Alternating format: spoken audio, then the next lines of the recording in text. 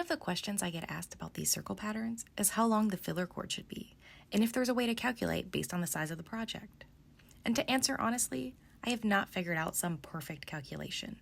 Most of the time, I'm just estimating based on previous projects I've done, and I'll usually just wind a good amount of cord onto a spool so I have plenty to work with.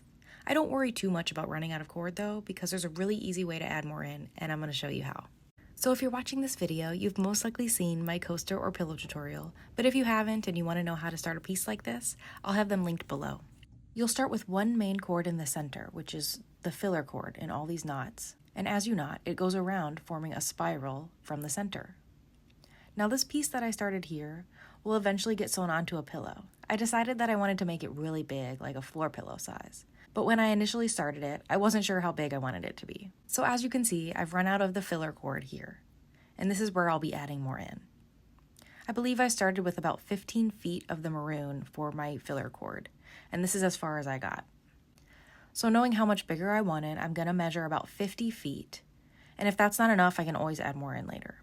I've decided to switch to the green for this, since I know that's gonna be the last color that I wanna add into this design.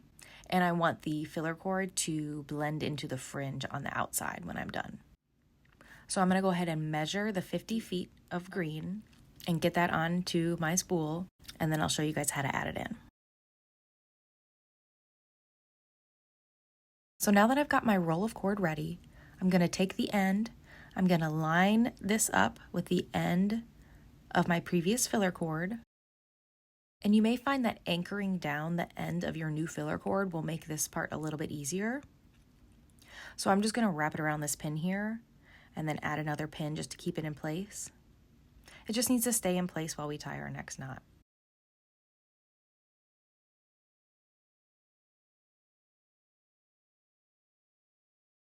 So I'm going to tie my next hitch knot here like I normally would.